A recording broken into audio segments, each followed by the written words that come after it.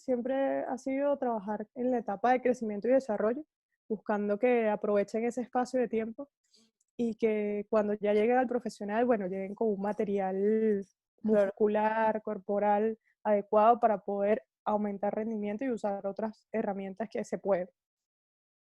Qué bueno que tocas eso porque justamente de eso quería conversar bastante contigo, de Ok, como esas etapas formativas, que también ok. fue más o menos la etapa donde cuando yo te conocí, ¿sabes? Sí, Este, sí, empecé a totalmente. trabajar contigo.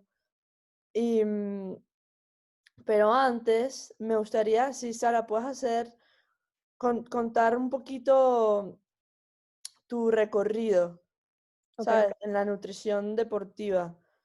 perfecto. Cómo ha sido tu historia, pues, ¿sabes? Eso que contaras un poquito como tu recorrido en la nutrición deportiva, porque has trabajado Perfecto. con muchos atletas como en equipo, ¿sabes? Y Sí, también individuales. sí, te cuento un poco. Empezando, estudio la nutrición deportiva porque desde muy pequeña hacía distintos deportes. De pequeña practiqué desde karate, natación, hice fútbol muchos años hasta que entré a la universidad y ahí como que nace esa pasión por querer estar mezclada con el área deportiva. Cuando ingreso a la universidad, entro en la carrera de nutrición y durante toda la carrera fui orientando todas mis materias para que se fuera toda mi formación hacia la parte de nutrición deportiva. Entonces, vi todas las materias requeridas durante la carrera y afortunadamente eso me hizo acreedora de entrar como eh, pupila, le llaman en Venezuela, de los mentores en nutrición deportiva de en ese momento, que en este caso estamos hablando de Pedro Reinaldo García y Adolfo Rocha. Estos dos profesionales son como los padres de la nutrición deportiva en Venezuela y gracias a todo ese recorrido durante la carrera apenas me gradúo, me llaman y me dicen, mira, tenemos un proyecto, nos gusta tu perfil, quiero que trabajes con nosotros. Es así como yo entro a trabajar en el deporte de equipo, que en este caso era un proyecto con un equipo de fútbol profesional en Venezuela, y entro a aprender mucho de cómo se lleva un equipo, porque más que ser la nutricionista, eres como el gerente del departamento de nutrición. Y en este caso el gerente se encarga de programar todo lo que son los planes de alimentación, las evaluaciones de antropometría, cómo está cada uno de los jugadores, cómo llega, y además planifica lo que se va a hacer durante toda la temporada, entendiendo los plazos que tenemos para competir, desde la pretemporada, proceso competitivo como tal, y ya los últimos meses que son para recuperar, ¿no? Sí. Entonces, eso lo logré hacer allí, en el Deportivo La Guaira, y el trabajo que se hizo ahí llamó la atención en otros equipos. Es por eso que paso de ser la nutricionista de un equipo a armar 3 equipos de fútbol profesional al mismo tiempo. Pero fue muy interesante porque eso permitía ver al mismo tiempo cómo era la antropometría de cada uno. Yo manejaba, obviamente, procesos de confidencialidad con cada uno, entraba a todos los camerinos y no había ningún problema entre los equipos gracias a que el trabajo se estaba haciendo bastante bien. Eso lo hice durante 2 años. Trabajaba Caracas Deportivo La Guaira, Barinas Zamora Fútbol Club y Barquisimeto Deportivo Lara.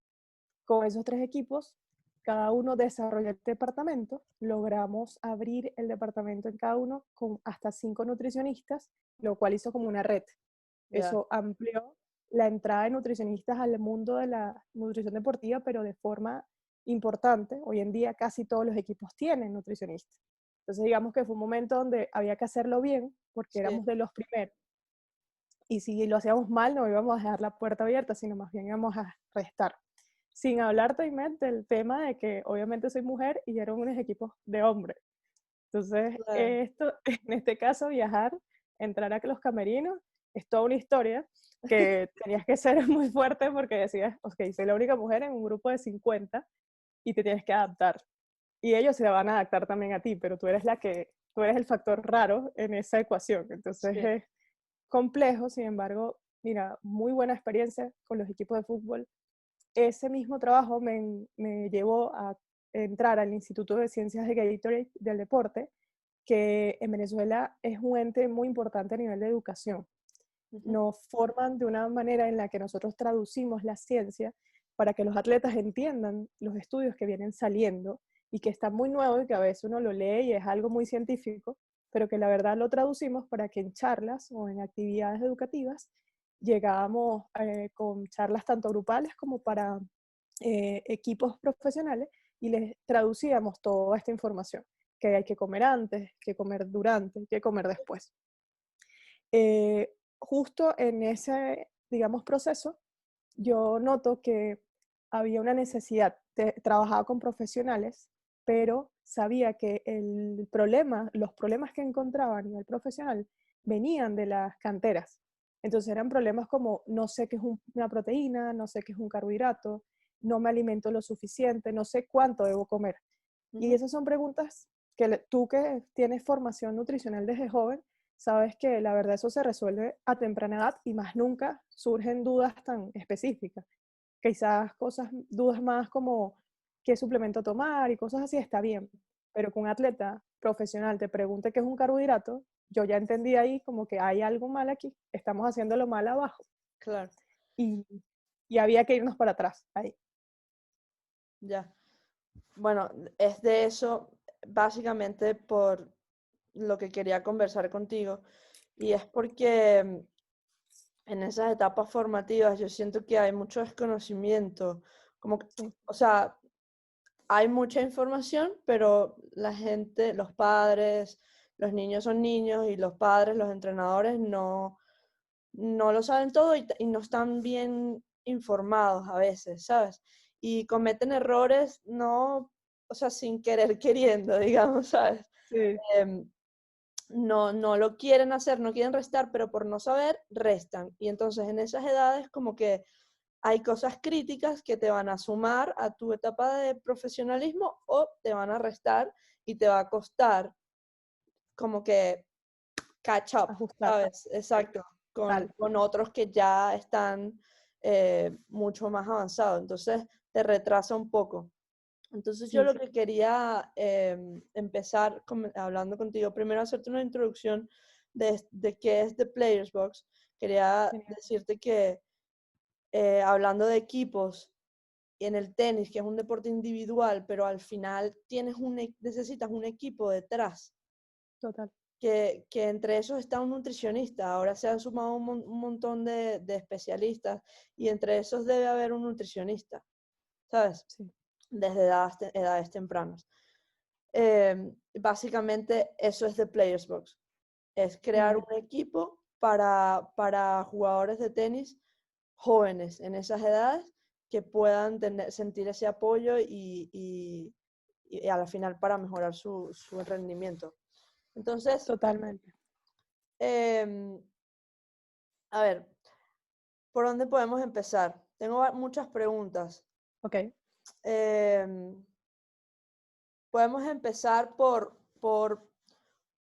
cómo, qué resultado se ve en tu rendimiento al sumar una dieta, sumar un nutricionista en tu equipo. Ok. ¿Por qué es importante tener un especialista en nutrición llevando tu control, tu proceso en edades 12 a 18 años, por ejemplo? Y Perfecto. cuando Fíjate. empezar a pensar, digo, los padres, por ejemplo, los entrenadores, mira, este niño hay que ponerle un nutricionista, ¿sabes? Hay que llevarlo a una consulta, que le haga un diagnóstico, si hay alergias, si no hay alergias, qué tiene que comer, qué no tiene que comer. ¿Cuándo se empieza a pensar en eso? Muy bien, te cuento. Particularmente creo que el momento más importante donde ya deberíamos empezar a introducir al niño y a futuro atleta profesional, si así se busca, es a partir de los 8 años. Siempre he creído que antes son momentos donde los niños más bien crean como hábitos y se va mucho de la mano de las decisiones del padre. O sea, que come el papá lo que pone en plato, eso es lo que el niño debería comer. Y de hecho eso pasa hasta los 18. Pero ya a partir de los 8 o 9 años ocurren momentos fisiológicos importantes. Sobre todo van a empezar los que son los picos de crecimiento, que hay uno principalmente a los 8 años, luego hay otro a los 12 y luego está como ese crecimiento continuo hasta los 18. Entonces, entendiendo este espacio de tiempo como una ventana que va a permitir formar la estructura ósea y la estructura muscular de ese joven, es Exacto. fundamental que allí haya esa intervención, porque ¿cuál es la función del nutricionista? El nutricionista deportivo no te manda una dieta para rebajar, no te manda una dieta para que estés delgado. El nutricionista deportivo optimiza tu energía para que ese joven pueda alcanzar su requerimiento, porque en ese instante él está cumpliendo con un requerimiento de energía para subsistir, que son su metabolismo basal, respirar, órganos, etcétera. Está necesitando energía para su actividad física, que estamos hablando de un joven atleta, podría entrenar desde 2 horas, incluso algunos ya empiezan a entrenar hasta 3 horas diarias. Y el tercer factor es el crecimiento. Y ese crecimiento, siempre explico, que se ve afectado si yo no cumplo con los primeros dos. Entonces, si yo como suficiente para mi metabolismo, como suficiente para mi actividad física, el crecimiento se puede dar. Pero si yo no como suficiente para las dos primeras, que son cosas urgentes, el crecimiento es algo que se va postergando. Vemos atletas que si no comen bien podrían estar perdiendo posible crecimiento óseo, es decir, estatura, y que pensando en deportes sabemos que la estatura es una medida bastante importante, sobre todo en tenis. Entonces, sin duda yo recomendaría que ya a partir de los 8 años empezáramos a buscar orientación para que empecemos a trabajar los hábitos de cuáles son los nutrientes, cuándo se debe comer, cómo comerlo, y sobre todo que vayamos ajustando, porque en esa época los niños van a ver cambios físicos muy importantes. El primero físico es que empieza a crecer mucho de grasita, esa grasa que los padres ven a nivel abdominal, y ahí se preocupan, porque es el momento donde nos los llevan a consulta. A mí me llegaban muchos a esa edad por eso. Los papás me decían, creo que va a engordar. Yo le decía, stop, es un momento más bien de que suba de peso, y en los 9 él se estira. Es por decir edades, ¿no? Cada uno tiene un ritmo distinto, pero por decir una edad, un año después él se estira. Entonces, los papás teniendo esta información se sienten más tranquilos, no le aplican dietas restrictivas cuando no deben y permiten que ese crecimiento fluya como debe fluir. Ok, ok. Em, Obviamente todo esto va a través de los padres, pues. Sí. Lo llevas mucho a través de los padres, educar a los padres en Sí, todo. de hecho mi consulta iba muy orientada a hablar yo hablaba mucho con los niños y todavía mi consulta cuando me siento hablo mucho con el niño, más allá de que las decisiones son del padre, pero hago mucho énfasis en que ya tienen edades de tomar decisiones, quizás cuando estamos hablando de colegio ya van y compran y tienen cosas. Entonces, el papá, si bien es un factor como modulador, entonces tenemos que esa información que maneja el niño, tiene que manejarla también el papá y mamá, porque si no, quizás le digo al niño, come fruta, y el papá hizo el mercado y trajo Oreos a la Claro. casa como merienda, entonces como snack. Entonces ahí no hay una información alineada. Así que sin duda es un trabajo en equipo entre padre, atleta y en este caso equipo médico nutricional. Ok. Em, ¿Qué debe, qué debe comer un niño Ujú. en estas edades que está, sabes, entre el colegio, el típico horario que vas al colegio y luego por la tarde tienes tu actividad deportiva, que al principio comienzas así, como dijimos, 3 horas y después a ciertas edades, 16, se va convirtiendo a veces en 6 horas al día, empiezas a hacer colegio vía online, pero empecemos por la parte que, cómo organizar un plancito lo más Ujú. resumido posible que puedas ahora, eh, en qué debe concentrar la atención un padre o un niño en esas etapas. Perfecto.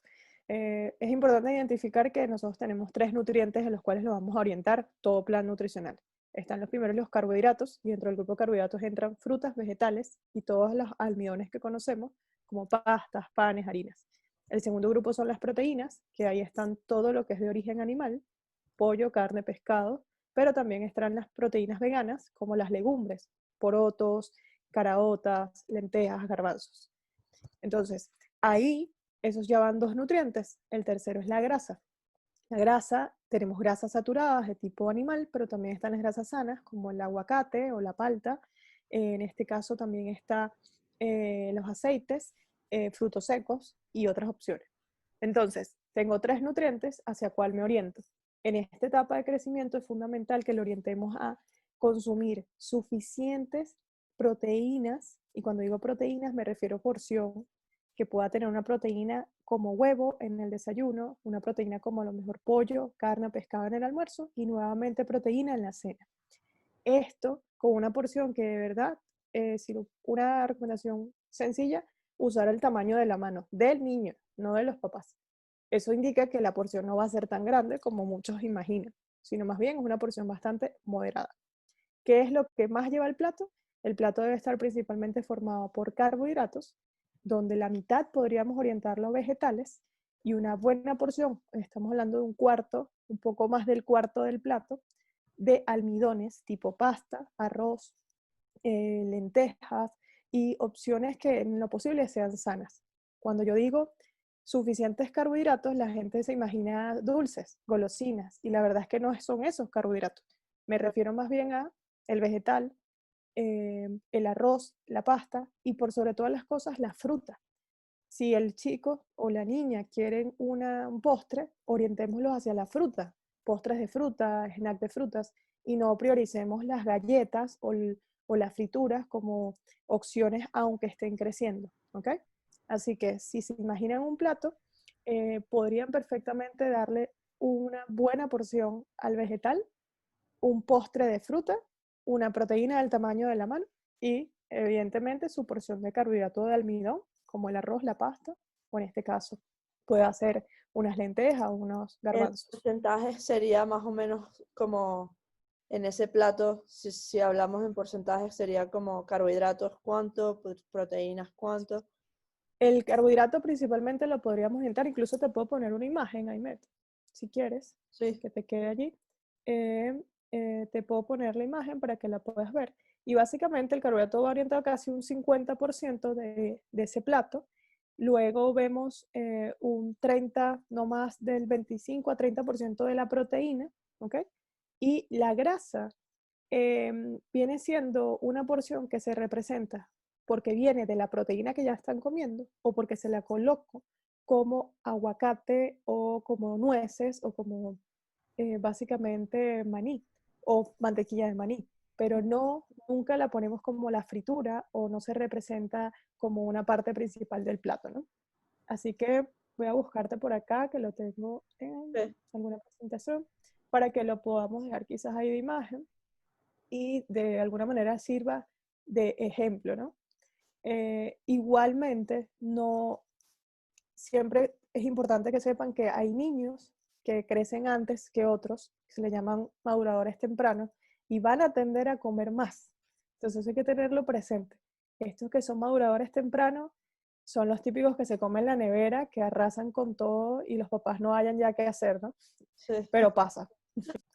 Entonces, como planteábamos, básicamente esa es la distribución del plato en la que debemos orientar, siempre viendo si son chicos que están comiendo mucho más, obviamente vas organizando el plato, siempre respetando esas proporciones. Pero lo ideal siempre va a ser que lo que más coman sean alimentos de fuente, carbohidratos como vegetales y frutas. Okay. Cuesta, pero se logra. También depende mucho en tu casa eso, cómo son los hábitos en tu casa. Eh, Total. ¿Qué es bueno? A ver, ahora estábamos hablando de porcentajes en tu plato, en el plato de ese niño, y a esas edades, ¿tú me dirías calorías? Porque, por ejemplo, ¿Sí? estaba leyendo que average cuántas calorías se gastan un hombre ya, un jugador atleta, digamos, desarrollado o una mujer, pero un niño en base a cuánto gasta y cuánto tiene que comer, eso ya lo empiezas a medir también lo vas cuidando en estas Sí, de edades. hecho, es uno de los factores fundamentales y de hecho que se han estudiado mucho en esta etapa porque lo que se busca es representar cuánto gasta esa persona por crecimiento, que es el único factor diferente al adulto, ¿no? Entonces, si lo vemos en el caso de crecimiento, hay un factor de casi unas 300, no más de 500 calorías adicionales, que normalmente va a requerir por crecimiento. Si eso lo llevamos a adulto, el adulto tiene un requerimiento, sigue manteniendo un requerimiento alto por ser atleta, pero básicamente porque hay un mayor trabajo muscular, un mayor entrenamiento, y eso va a mantener siempre los requerimientos altos.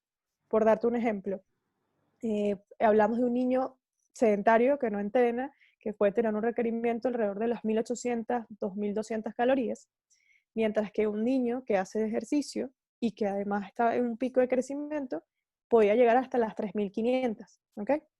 Entonces, es una diferencia importante, no es despreciable. Siempre hablo de que el cuerpo te da señales. Los chicos muestran cuando no están comiendo suficiente. Un factor que pueden ver los padres es que se despiertan de noche con hambre, que se van a la nevera a medianoche incluso medio dormidos, se toman un vaso de leche, se comen algo, o incluso tienden a tener hambre en brechas de tiempo muy corto. Comí y en una hora ya tengo apetito, ¿ok?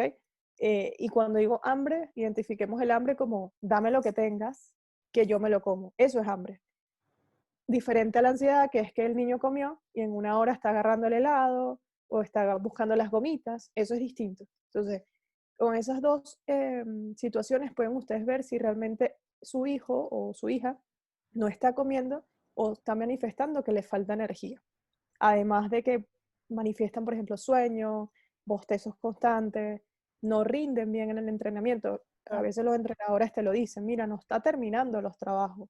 No, y teníamos, no sé, 4 series de un ejercicio y llegó a la tercera porque no aguanta.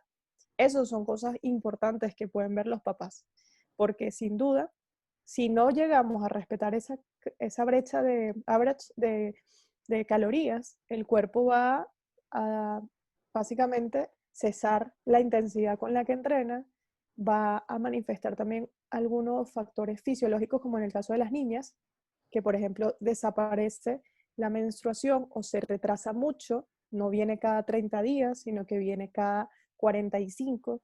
Entonces, esas son cosas que los papás siempre deben estar. Incluso los entrenadores pueden ir chequeando para que hablen con los papás sobre evaluar, porque no es normal. No es porque esté creciendo que eso ocurre, es porque no está comiendo que eso ocurre.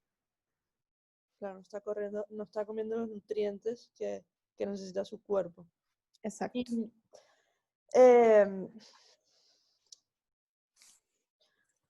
a ver, entonces, para medir le haces un diagnóstico. ¿Cuál es el procedimiento para qué preguntas hay que hacer?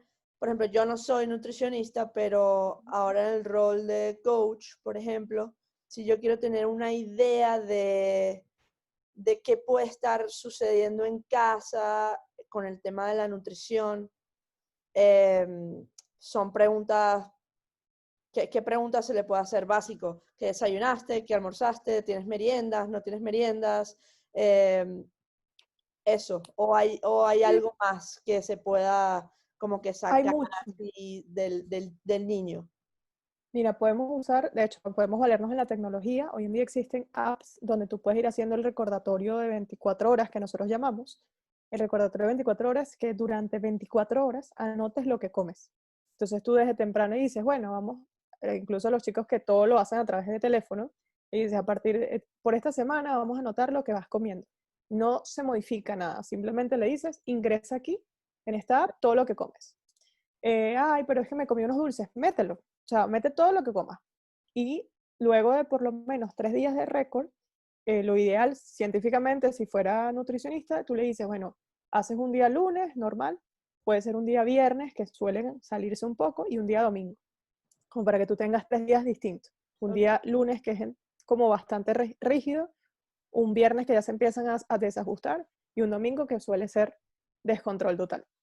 Entonces, así cuando tú revisas eso, estas apps incluso te van a brindar información que no tienes que calcular tú misma. Está, por ejemplo, MyFitnessPal. Esa te va a decir de una vez cuántos carbohidratos está comiendo, cuántas calorías totales, y tú vas a poder empezar a ver, porque ¿qué puede pasar? Si tú ves que hay un consumo no mayor a 1200 calorías y además te dice que lo que comió fue una ensalada en el almuerzo porque se está cuidando, y que a lo mejor en el desayuno se saltó los carbohidratos porque escuchó que en internet eso era lo que ayudaba a bajar de peso, porque sobre todo a las niñas Claro. el desarrollo les da por aumentar grasa y es hormonal. Más que evitarlo, es que educarlas para que eso no ocurra. Entonces eso te puede servir tanto para entrenadores. Si no tienes estas herramientas, con preguntar, sentarte con él una media horita y preguntarle, cuéntame qué desayunaste, y anotar todo con detalle, y después comiste algo más, merendaste, tú te vas a entrenar y comes algo, ¿a qué hora comiste la última vez antes de entrenar? Eso también importa. Se pasó, tengo esto, una historia, una anécdota con una paciente que entrenaba 3 horas de tenis, pero salía a las 2 en punto de clases y entraba al tenis a las 2:30.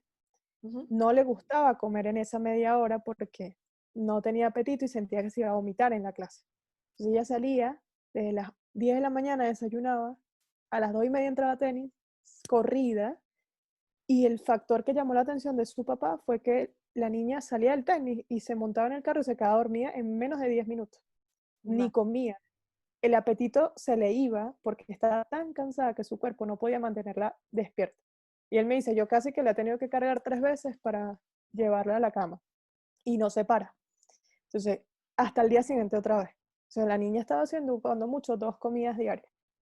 Entonces, claro, obviamente fisiológicamente estaba afectada, hicimos muchos cambios, adaptamos, no, el tenis seguía siendo a las 2:30, así que hicimos como unas bebidas bastante calóricas que ella se pudiera comer en el último receso del colegio, que daba tiempo de digerirlo y ella llegara con energía. Y metimos algunas meriendas durante, pero esas son preguntitas que tú sin duda puedes hacer y que te levantas alerta. Si tú ves que hay muchos periodos de tiempo entre comidas, si hay pocas comidas durante el día, y tercero, si las principales comidas son galletas, papitas y cosas muy bajas en nutrientes, obviamente, tú ya ahí puedes decir, mira, que hay un tema nutricional. Claro. Em, Ahora, hablamos solamente de comida y hablemos de la hidratación. Vale, fíjate, Em, súper interesante ese tema. por ejemplo, yo estaba escuchando un podcast de otro experto también en nutrición y relacionado al tenis, mucho con el tenis, esta persona. Y él contaba que cuando, cuando estás deshidratado, tu cuerpo empieza a perder body weight, o sea, Sí, peso, o sea, masa. sí, Y puedes perder un 2% y quizás no te enteras, no te das cuenta, pero un 2% hace que bajes en tu rendimiento un 10%, total. que es bastante, es Sí. Y se bastante. pierde rápido, se pierde bastante Exacto, rápido. exacto, y se pierde rápido. Entonces, eh, decía, si tú pierdes un 10% con solamente 2% de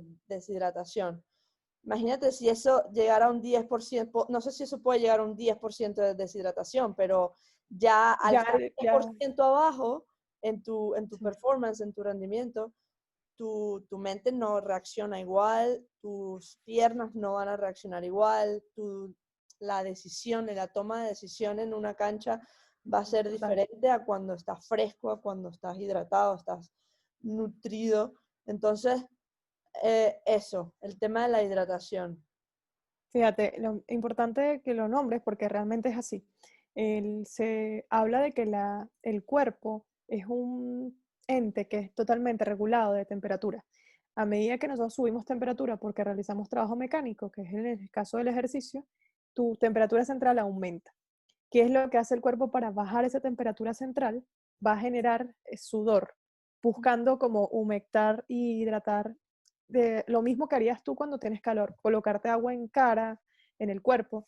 Ese efecto es lo que nosotros buscamos con producir sudor. El problema es que esa solución que da el cuerpo hace que pierdas líquido. Ujú. Y es ahí donde empiezas a perder esta masa o este body weight que te va restando o te va generando la deshidratación. Entonces, cuando tú empiezas a perder este líquido vital, la sangre circula más lento porque no tiene suficiente líquido como moverse, llega a los músculos más lento, llega la energía más lento, todo se afecta. Y es por esto que baja el rendimiento en esta proporción. Nosotros trabajamos haciendo tasas de sudoración, que el método científico bajo el cual tú determinas qué tan deshidratado estás y qué tanto debes tomar en un periodo de tiempo para específicamente atletas bajo esas condiciones climatológicas, ¿no? Entonces, ¿qué medidas podemos nosotros entender de esto? Uno, el sudor va a estar, sobre todo si es húmedo el lugar. Mientras más húmedo sea el sitio y más caluroso, voy a tender a estar más en riesgo de perder este peso por agua y por consiguiente bajar mi rendimiento. De hecho, en temperaturas entre los 12 y los 17 grados no se afecta tanto, salvo que haya una humedad relativa importante. Pero por sobre todas las cosas, sobre todo climas tropicales, como en este caso Venezuela, o cuando vas a competir en verano, por ejemplo, en Estados Unidos, te va sin duda a afectar porque versus la temperatura de donde vienes, ese cambio va a generar sin duda que tú trates de mantener tu temperatura controlada. Entonces, ¿qué es lo que hacemos nosotros? Buscar de mantener lapsos cortos de tiempo entre las tomas de agua. El tenis te ayuda por su mecánica de juego que tengas cada cierto set la oportunidad de tomar. Entonces, una estrategia que yo siempre mantenía con los tenistas era que sí o sí tuvieran su cava o su base con bebidas y que esas bebidas estuvieran frías. Científicamente, si la bebida está fría, tomas 60% más de líquido que cuando está caliente. Eso es un factor. Entonces, bebida fría. Segundo factor, la bebida debe tener electrolitos. Cuando tú pierdes el sudor, además pierdes electrolitos como la sal, que en este caso es el sodio, ¿ok? Eso es lo que más pierdes por el sudor. Entonces, si ese líquido no tiene electrolitos, cuando tú consumas el agua, si fuera solo agua, esa agua llega al estómago y no va a absorberse, sino que se queda ahí molestando. Y es esa sensación de que se me mueve todo adentro, que es incómoda. Entonces, recomendación, para eso existen bebidas deportivas que ya tienen calibrado la cantidad de electrolitos adecuada. Y la recomendación sería cada 20 minutos, por lo menos, 2 sorbos de agua, de bebida, que vienen siendo cada sorbo unos 30 mililitros. Eso da un promedio de, aunque sea cada 20 minutos, 100 mililitros de toma, ¿sí? Si soy de los que no me gusta hidratarme, con más razón debo tomar ese líquido con electrolitos, ¿ok? Porque de esa forma garantizo que lo que yo tomo poco, de seguro va a absorberse a nivel intestinal rápido y no va a quedarse allí generando esa molestia de líquido en el estómago, ¿ok? Entonces, a nivel de niños, que creo que es importante destacar, los jóvenes todavía no tienen desarrollado el termostato, por decirlo así, tan perfectamente como el adulto. Entonces tienden a sudar más para mantener la temperatura más rápido, porque tienen una masa además distinta a la del adulto. Y segundo, son niños. Ellos están ahí porque les gusta el juego, porque les emociona. Entonces no van a perder un minuto de su tiempo tomando líquido cuando puedo estar pasando pelotas, divertido, o sea, jugando. Así que tenemos que nosotros como coach, entrenadores y adultos, generarle los tiempos de parada. Sí o sí, son cada 20 minutos, nos hidratamos, continuamos, ¿sí? Eso ayuda bastante. Sí, es cierto eso de los niños, que a veces pueden pasar horas y no están tomando agua.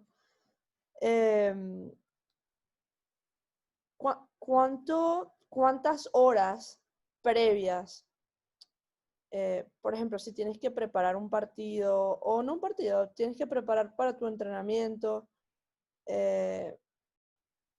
tienes que empezar a tomar estos líquidos antes? ¿Cuántas horas antes? ¿Un día antes? ¿O ese mismo día antes del entrenamiento, 3 horas, qué sé yo? ¿Hay algún Sí. tiempo pautado que te diga, mira, si entrenas a las 3, deberías empezar a preparar tu entrenamiento, preparar tu partido con cierto tiempo de anticipación, pues? Normalmente lo ideal sería que desde la noche anterior empezaras a prepararlo. O sea, es decir, si tú tienes un partido al día siguiente a las 12, ya tú desde la cena empiezas a programar tus comidas en pro a que llegues con suficiente energía y con buena hidratación. En términos de hidratación, nosotros priorizamos en la cena, por ejemplo, que puedas tener tu comida junto con un caldo, por ejemplo, de verduras, que pueda tener, obviamente allí tiene una dilución también de sodio porque se usa sal. No conforme con eso, además tratamos de que haya, por ejemplo, sal en la pasta a través del parmesano o del queso, que incluye más electrolitos. Esa sal que tú empiezas a tomar del día anterior te va a ayudar a retener agua en el cuerpo, que te ayuda a mantenerte hidratado. Que es como te hablaba, la sal permite mantener ese líquido internamente. Si yo solo tomo, por ejemplo, sueros, que a veces pasa, lo hemos visto, o tomo solo agua, esa agua va a entrar y si tomo en exceso se va a ir por la orina porque el cuerpo no almacena El agua de forma sodio lo importante. que hace es como almacenar. Como una esponja, Ok. hace un efecto esponja. Entonces ese efecto esponja te va a permitir priorizar que el cuerpo tenga agua suficiente. Si, como te decía, si tomo en exceso mucho líquido y no lo acompaño del electrolito, se me va a ir. Tomo y constantemente voy a estar yendo al baño. De hecho, lo hemos visto en atletas que 5 minutos antes tienen que ir a orinar porque es que toman mucho líquido. ¿Ok? Y, y 24 horas antes ya también sumando la comida, obviamente, se le suman estos electrolitos también. Estas Se las bebidas, colocamos. no son bebidas energéticas, son No. electrolitos. Sí, de hecho, hay una confusión muy común y es que la bebida energética es lo que nosotros vemos como en marcas comunes como Red Bull, Monster, que son más bien unas bebidas en lata que Ujú. son elevadísimas en energía y por eso se llaman bebidas energéticas, que son propias de, si lo vemos en el ámbito deportivo, de competencias de tipo de motocicleta, que son de alta adrenalina y suelen tener cortes de tiempo o paradas cortas. Allí se usan ese tipo de bebidas energéticas. En el deporte más convencional se usan son las bebidas deportivas en este caso, isotónicas, para que puedas obtener ese electrolito. Así que sin duda, tú puedes tomar, por ejemplo, un Una Red marca, Bull o un no, Gatorade sí. que te pueda servir, en este caso, desde el día anterior, tomando a lo mejor un vaso antes de acostarte, te levantaste, desayunaste y te tomaste un vaso en acompañante, pero solo si es día de partido. Eso no se recomienda para la vida normal. Esas son bebidas deportivas. Y sí o sí, usar estas durante el partido. Nosotros teníamos una estrategia muy particular a nivel de hidratación y era que le entregábamos una botella de bebida deportiva, en este caso usábamos Gatorade, a cada jugador cuando salía del hotel. Del hotel a la cancha nos demorábamos máximo 20 minutos. Ellos cada uno tenían libre toma con esa botella. Llegaban al camerino, soltaban las botellas y a partir de ahí les priorizábamos vasitos con bebida deportiva en el momento que ellos iban a hacer calentamiento y cuando volvían. Era antes de salir y el momento de volver. Se arreglaban y ya cuando decían, empezó el partido, volvíamos a darles un último vaso y era lo último que ellos tomaban antes de entrar. Era como que siempre esos espacios de tiempo lo usábamos. Entonces, En el tenis tienes más oportunidad, tienes que tenerlo allí. Yo siempre les ponía una botella de agua para que intercambiaran agua y una botella de bebida deportiva, sí. además de sus opciones. Y en una me tomaba agua, en la otra tomaba bebida deportiva, porque entendemos que quienes hacemos ejercicio sabemos que constantemente en la misma bebida deportiva uno le empalaga o te hace sentir como incomodidad en la boca. Entonces siempre es bueno diluirlas y usar ambas al mismo tiempo. Es bueno que estas bebidas deportivas tengan azúcar, tipo mucho azúcar. La verdad es que si es bebida deportiva ya trae y no debe traer más de 30 gramos por cada 100, 30 gramos por cada envase. De hecho, si ustedes ven el envase de Gatorade, Ujú.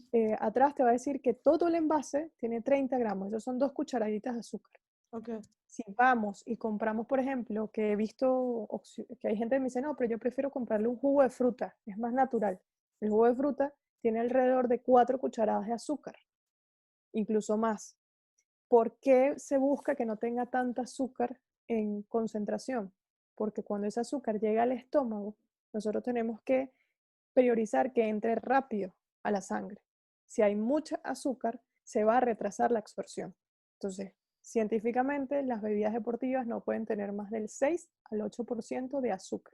Por eso, aunque la gente lo ve como azucarada, la verdad es que no tiene tanto. Un jugo de fruta tiene mucho más. Imagínate. Sí, Ok. em, ¿Alguna, en cancha también, así como bebes, comes? sí. ¿Comes frutas? Dices, ¿recomiendas frutas o recomiendas algunas barritas o algún suplemento nutritivo? Siempre yo creo que aquí es el momento donde uno más tiene que probar, porque lo que sea que vayas a comer en cancha lo tienes que haber probado en los entrenamientos. De acuerdo. Eh, sí, que yo te decía, no inventes, Jaime, no te lleves nada que no hayas comido. Por ejemplo, si lo único que tú has probado son gomitas, porque de hecho es el único momento donde yo le mandaba gomitas a los niños y me decían, pero gomitas, o sea, azúcar, sí. En ese instante, 3 gomitas cada 15 minutos ayudan a mantener el azúcar. No viendo televisión en la casa, comiéndolas, ¿ok? Entonces, ¿cada cuánto deberían comer? Ellos deberían tener snacks de un promedio que no tenga más de 10 gramos de azúcar cada 20 minutos. Al mismo momento que se toma esta bebida deportiva, que Sí. ya trae azúcar, tú puedes decir, cuando me tomo la bebida deportiva no como, y cuando tomo el agua mastico unas gomitas o una barrita que pueda yo tener allí. La fruta la he usado poco, pero solo si el atleta a mí me dice, Sara, yo me voy a comer medio cambur o medio plátano o banana cada vez que, cada dos paradas. Entonces, en este momento que yo hacía cada 2 paradas, se comía media banana. Para esa persona le funcionaba perfecto, pero siempre hay que ver. Algo fundamental aquí es que combines, nunca te vayas con una sola opción. Siempre ten, por ejemplo, la barrita, la bebida deportiva y las gomitas. Está comprobado científicamente que si usas un solo tipo de carbohidrato, saturas el canal de absorción de ese carbohidrato y se genera un efecto como concentración a nivel del intestino, pero no llega a la sangre. Y nuestro objetivo es que lo que sea que comas en ese instante llegue a la sangre rápido. Entonces siempre combina al menos 3 tipos de cosas. Bebida deportiva, algún tipo de gomita, en este caso deportiva, que hay muchísimas, Ujú. y alguna barrita que te pueda servir, en este caso, barritas de carbohidratos. Hay barras de proteína y barras de carbohidratos. Conviene es la de carbohidrato en ese instante. Bien. Em, con respecto a todos estos nuevos movimientos que que han venido surgiendo y se ha puesto como muy, no quiero decir de moda, pero sí el veganismo, las personas con el fasting, Ujú. intermitente, vegetarianos, y también como que se ha descubierto que muchas personas son alérgicas a muchísimos alimentos. Entonces, en los niños, nuevamente, de esas edades, 12 a ya 18 años, digamos. Es recomendable, a ver, primero que todo, se les puede hacer un examen como para ver si hay alguna alergia, algo Sí, que tienen que evitar o algo que tienen que consumir más o menos. Eso se hace, ¿correcto? Es sí, sí. algo como que tienes que hacerlo. Sí, lo ideal, pues, sobre todo, este tipo de exámenes se mandan si uno ve síntomas de que pueda estar presente algún tipo de alergia. Uno, molestias gastrointestinales muy constantes, que significa distensión, diarreas o por incluso dolor, simplemente que hay mucho dolor cuando como algo, o que me dan ganas de vomitar cuando como ciertos alimentos. Esos son síntomas de que algo no está digiriendo bien. Todavía no sabrías decir qué específicamente. Y eso es cuando se trata de intolerancias. Es decir, como algo no lo tolero, mi cuerpo lo rechaza. Cuando es una alergia, los síntomas son más dérmicos o respiratorios. Okay. Entonces, los síntomas dérmicos pueden salir como rosetones lo que le llaman las coyunturas, aquí en esta zona, en la cara, incluso a nivel de los ojos, se puede inflamar. Y cuando ya es grave, existen las reacciones anafilácticas, que es que, por ejemplo, las personas alérgicas al maní o a los mariscos, suelen desarrollar que cuando lo comen, su cuerpo reacciona de una forma tan brusca que cierra el tracto respiratorio de alguna forma respuesta de no me des este alimento, pero se cierra tanto que no deja respirar. Entonces ese shock es delicado. En ambos casos, cualquiera de los dos, obviamente necesitas un test, y el test que se hace es un test que te ponen como varias pruebitas en piel, micropartículas de esas sustancias, y ellos van a evaluar cómo fue tu reacción. ¿Va a ser online, Sara? ¿O yo tengo que No, estar con el pas? O sea, tienes que ir con un inmunólogo. Sí o sí tienes que ir con un inmunólogo, porque las reacciones son microscópicas. Ellos te ponen como un test en el mismo brazo, te ponen muchas muestras y ellos van a llevar un registro exacto de cuánto reacciona la piel en cada uno de los puntos, y de esa manera van a sacar, por ejemplo, un listado de hasta 20, 30, hasta 100 cosas a las que no deberías, en este caso, comer. Hay Los muchas niños reacciones. podrían tener esta cantidad de intolerancia, sí. Sí, totalmente, totalmente. Las intolerancias sobre todo son por sintomatología. Comes algo, te distiendes, molesta, ya uno empieza a eliminar alimentos y evaluar síntomas. Pero las alergias, sin duda, tienes que tomarla sobre todo este test de inmunología, porque la respuesta ahí es inmunológica, no es intestinal, sino que es que tu sistema reacciona ante esa sustancia y activa, como te decía, reacciones de piel o respiratorias. Y si no se han hecho este test, pero bueno, su familia es vegana, por ejemplo. Ok. ¿Un Fíjate, niño crees que sería negativo, por ejemplo? no, mira, No. todo estilo de alimentación, porque en este caso la dieta vegana es una serie de alimentos que tú eliminas, pero la verdad es que proteínas comes, Sí, solo que de otra fuente. correcto. Entonces, bien llevada, la dieta vegana o vegetariana o de todas estas ondas distintas, perfectamente la pueden llevar. Por algo existen personas que, por ejemplo, nacen budistas y los budistas no comen carne en ninguna etapa de su vida. Entonces, y viven. ¿Qué cosas sí son importantes? Que en etapa de crecimiento tenemos que priorizar nutrientes, y eso le ocurre al que es omnívoro o como al vegano. En la etapa de crecimiento sabemos que hay calcio importante, que hay, por ejemplo, el hierro, solamente se le priorizan los alimentos que sean más convenientes. Lo que sí es que siempre tiene que ir orientada, no por los conocimientos que tengamos, como, salvo que los padres sean especialistas en esto, pero no le apliquemos la dieta adulta al niño, porque como les digo, a lo mejor hay que incluir otros alimentos, a lo mejor hay que suplementar. Por ejemplo, la vitamina B12 en el adulto es fundamental. Muchos no la toman y la toman como mi cuerpo lo va a procesar, y la verdad es que no hemos evolucionado para eso todavía. Quizás en 1000 años yo te diga, olvídate, ya no tomaremos vitamina B12, pero por ahora la necesitamos, porque la verdad es que el cuerpo se adapta a los momentos. Como para darte un caso curioso, nosotros hoy en día necesitamos comer omega 3, omega 6, que son aceites esenciales, que están principalmente, por ejemplo, en el aceite de oliva, en el salmón. Estos aceites, en la época del Paleolítico, nosotros los producíamos internamente. Okay. Esos ácidos grasos los producíamos porque teníamos una enzima y un proceso metabólico para hacerlo. ¿Qué pasó? En este momento histórico que duró miles de años, nosotros consumimos en exceso pescado porque era la única proteína disponible, porque básicamente no existía la ganadería. ¿Qué pasó? El cuerpo dijo, oye, me estás dando en exceso el omega, ¿para qué lo voy a producir yo? Y eso está científicamente comprobado. Entonces el cuerpo evoluciona a lo que tú le des. Venimos de una etapa omnívora importante, por lo tanto nosotros no estamos produciendo ciertos nutrientes y hay que dárselos al cuerpo. Así que el Claro, cuerpo es mágico, lo que hay es que simplemente respetarle sus requerimientos. escucha.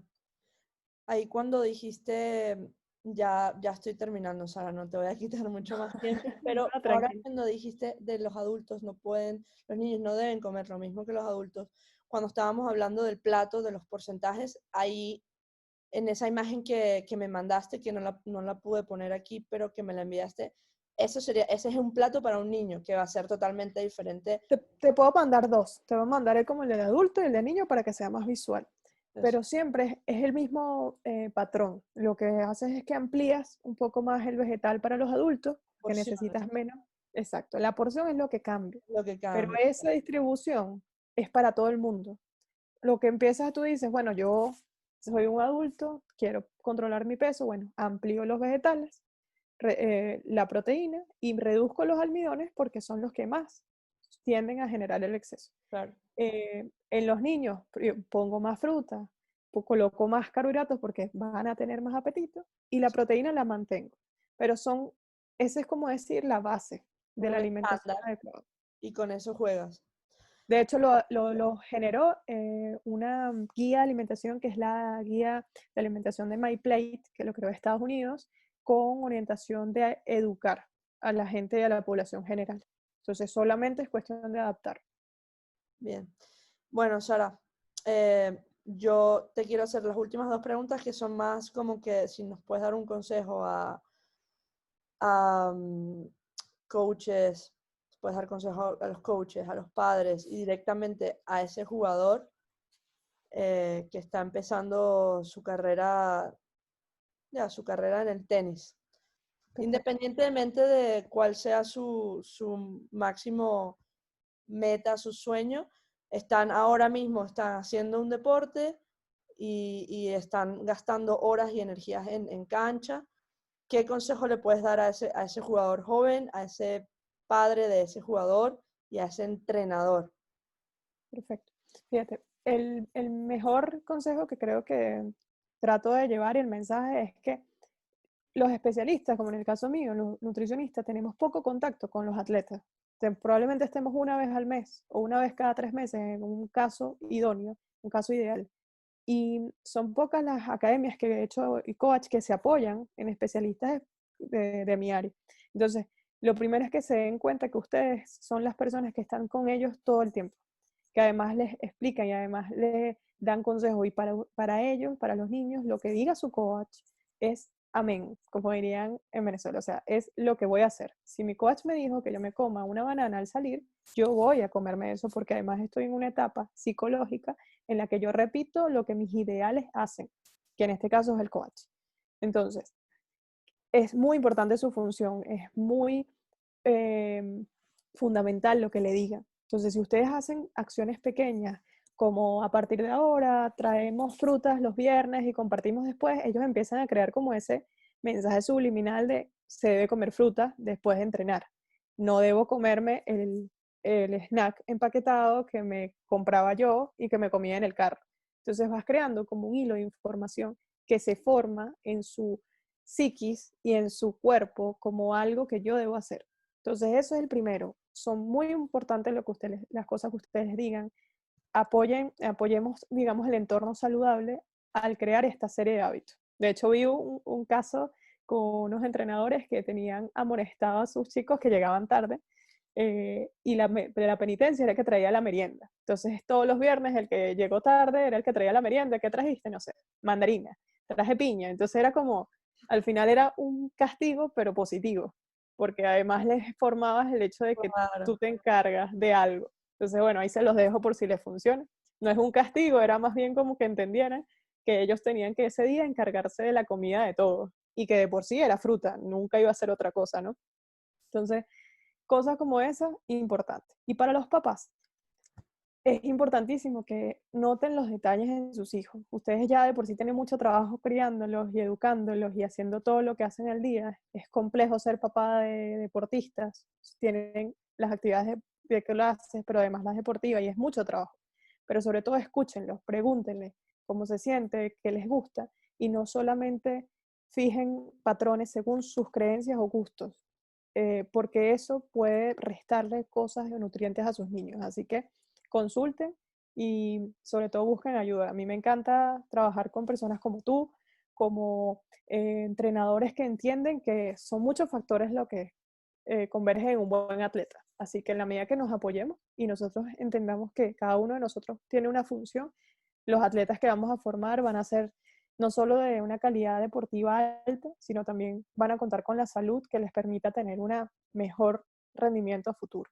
Así que encantada de poder hablarte y bueno, orgullosísima de que, imagínate, te conocí teniendo, qué sé yo, 16 años y ya es toda una coach profesional en el otro lado del mundo. Increíble, de verdad que sí. Las vueltas Sí, que da sí, la vida.